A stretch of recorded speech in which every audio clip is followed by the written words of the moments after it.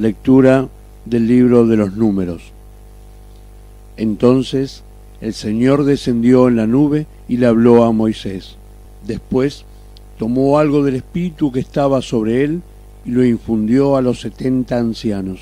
Y apenas el espíritu se posó sobre ellos, comenzaron a hablar en éxtasis, pero después no volvieron a hacerlo.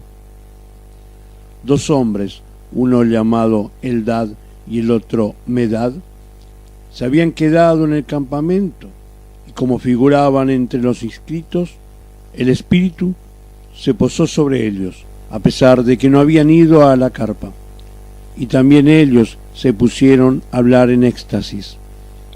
Un muchacho vino corriendo y comunicó la noticia a Moisés con estas palabras: Eldad y Medad están profetizando en el campamento. Josué, hijo de Nun, que desde su juventud era ayudante de Moisés, intervino diciendo: Moisés, Señor mío, no se lo permitas. Pero Moisés le respondió: ¿acaso estás celoso a causa de mí? Ojalá todos fueran profetas en el pueblo del Señor, porque Él les infunde su espíritu.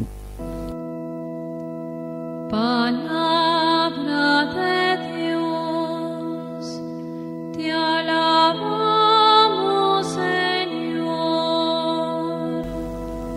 Los preceptos del Señor son rectos, alegran el corazón. La ley del Señor es perfecta, reconforta el alma. El testimonio del Señor es verdadero, da sabiduría al simple. La palabra del Señor es pura, permanece para siempre. Los juicios del Señor son la verdad, enteramente justos. También a mí me instruyen. Observarlos es muy provechoso, pero ¿quién advierte sus propios errores? Purifícame de las faltas ocultas. Presérvame, además, del orgullo, para que no me domine. Entonces seré irreprochable y me veré libre de ese gran pecado. Lectura de la carta del apóstol Santiago. Ustedes, los ricos, lloren y gimen por las desgracias que le van a sobrevenir, porque sus riquezas se han echado a perder y sus vestidos están roídos por la polilla. Su oro y su plata se han herrumbrado, y esa herrumbre dará testimonio contra ustedes y devorará sus cuerpos como un fuego. Ustedes han amontonado riquezas ahora que es el tiempo final. Sepan que el salario que han retenido a los que trabajaron en sus campos está clamando, y el clamor de los cosechadores ha llegado a los oídos del Señor del universo. Ustedes llevaron en este mundo una vida de lujo y de placer, y se han cebado a sí mismos para el día de la matanza. Han condenado y han matado al justo, sin que él les opusiera resistencia. Palabra de Dios, te alabamos, Señor.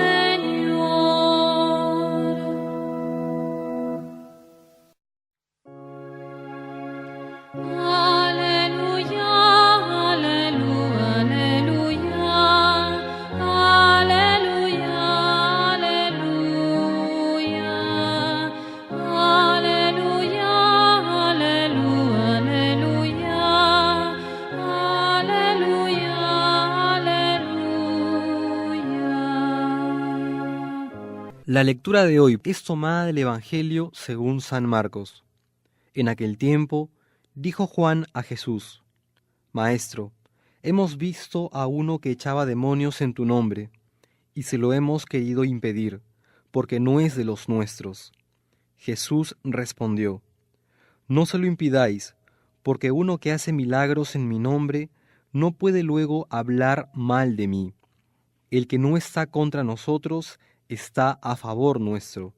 Y además, el que os dé a beber un vaso de agua, porque seguís al Mesías, os aseguro que no se quedará sin recompensa.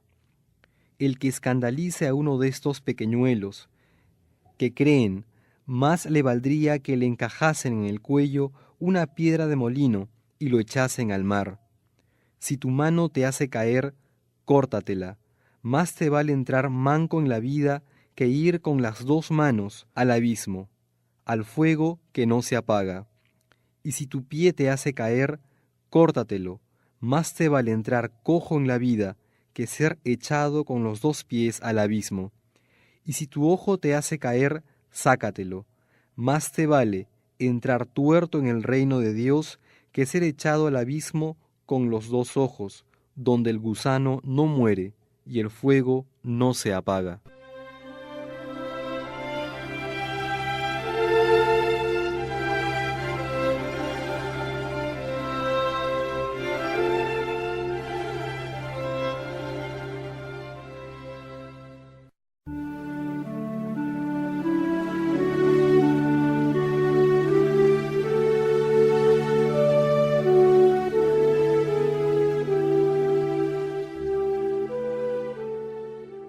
En el Evangelio de hoy hay muchas cosas que se podrían comentar. Sin embargo, quisiera yo detenerme en un punto que es muy importante en nuestra vida cristiana y es las recomendaciones que Jesús hace en contra del pecado. Si tu mano derecha te hace pecar, córtatela. Si tu pie te hace pecar, córtatelo. Si tu ojo te hace pecar, arráncatelo. Más te valdría entrar cojo o tuerto o manco en el cielo que ir con todo el cuerpo al infierno. Evidentemente no podemos interpretar estas palabras de Jesús en sentido literal. Pero igualmente Jesús no hace tampoco una poesía. Jesús es explícito. Nuestra lucha contra el pecado tiene que ser una lucha radical. Y eso significa, para empezar, que un cristiano lo que tiene que hacer es evitar la ocasión del pecado. A veces nuestra soberbia nos hace pensar que podemos exponernos al mal sin que nada vaya a pasar. Somos tontos, somos ingenuos, porque confiamos demasiado en nuestras propias fuerzas, como si pudiéramos controlar nuestra vida, como si pudiéramos realmente enfrentarnos al mal por nosotros mismos, y eso es imposible. Tarde o temprano terminamos cayendo en la cuenta que lo que hacemos más bien es ponernos en la ocasión de pecado y finalmente, pues consentir con él. Y por eso lo que Jesús nos enseña es a prevenir, a ser capaces de cortar radicalmente con toda ocasión de pecado que podamos tener. Y por lo mismo, a alejarnos de él cada vez más, de tal modo que no tenga de ninguna manera poder sobre nosotros, y que más bien nuestra vida sea un camino diáfano y claro hacia el encuentro con el Señor. Eso es de alguna manera lo que busca enseñar Jesús, y nosotros tenemos que aprenderlo. No podemos transigir con el pecado, y eso significa, en principio, evitar toda ocasión de ese pecado. Si nosotros sabemos que hay personas, circunstancias, lugares, momentos, en fin, que nos invitan a pecar, o que nos ponen en la posibilidad de pecar, entonces lo primero que tenemos que hacer es cortar con todo eso, porque nadie es tan fuerte para exponerse al mal sin caer en él. Entonces seamos humildes, entendamos las palabras de Jesús y pongamos todo de nuestra parte para vivir como Él nos pide.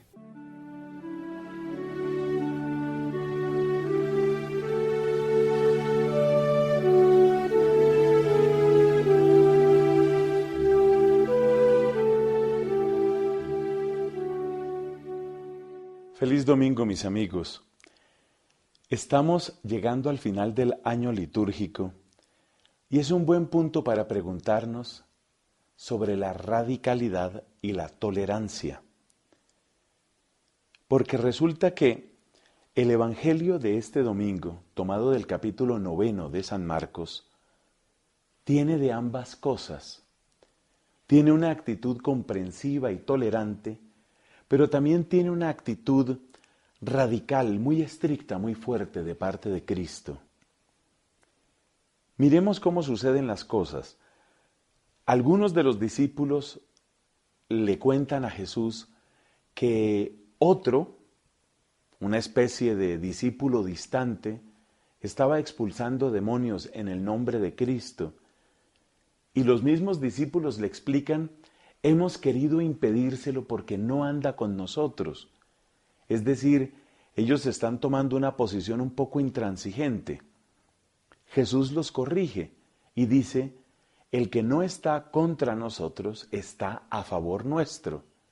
Es decir, que la postura de Cristo es bastante amplia. Lo que está diciendo es, basta con que verifiquemos que no está en contra nuestra para que ya de alguna manera lo podamos considerar un aliado.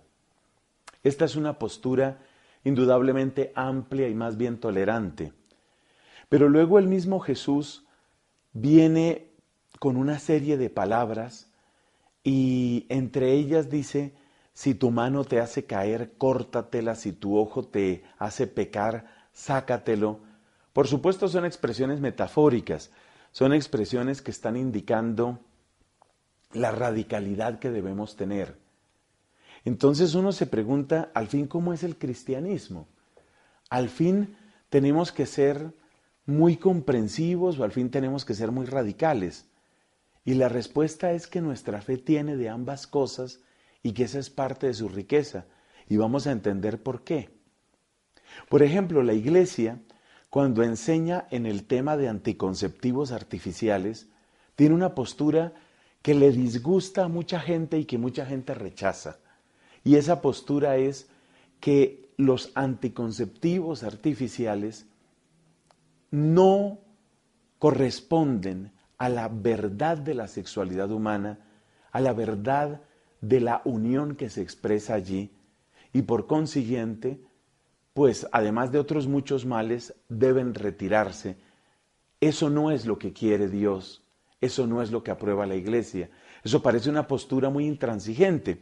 O la Iglesia también parece intransigente en el hecho de que, dijo el Papa Juan Pablo II, con respecto a los que hablaban de ordenación sacerdotal para las mujeres, dijo, la Iglesia no está autorizada para ordenar mujeres y esta palabra debe considerarse definitiva. Eso también le parece intransigente a mucha gente. Pero luego la misma Iglesia abre ampliamente las puertas de la misericordia y por eso encontramos que el sacramento de la confesión es como una avenida magnífica y amplia donde podemos verdaderamente entrar en el corazón de Cristo. Y también la Iglesia ofrece esos tiempos, esos perdones singulares, especialísimos, los que recibimos, por ejemplo, en los santuarios, los que recibimos cuando hay indulgencias plenarias. Entonces, fíjate que las dos cosas son necesarias y esto no es una contradicción, porque el corazón humano necesita a la vez tener muy claro el ideal alto, nítido, pero también tener claro que precisamente porque ese camino es empinado, nos resbalaremos y habrá una iglesia que es madre, y una iglesia que es amorosa, y una iglesia que es comprensiva y que nos va a seguir sosteniendo, no rebajando el ideal, sino ayudándonos a nosotros a seguir cuesta arriba, a seguir escalando, a nunca, nunca negar quién es nuestro Dios y que Él es el Santo y que nos ha llamado para que seamos santos como Él.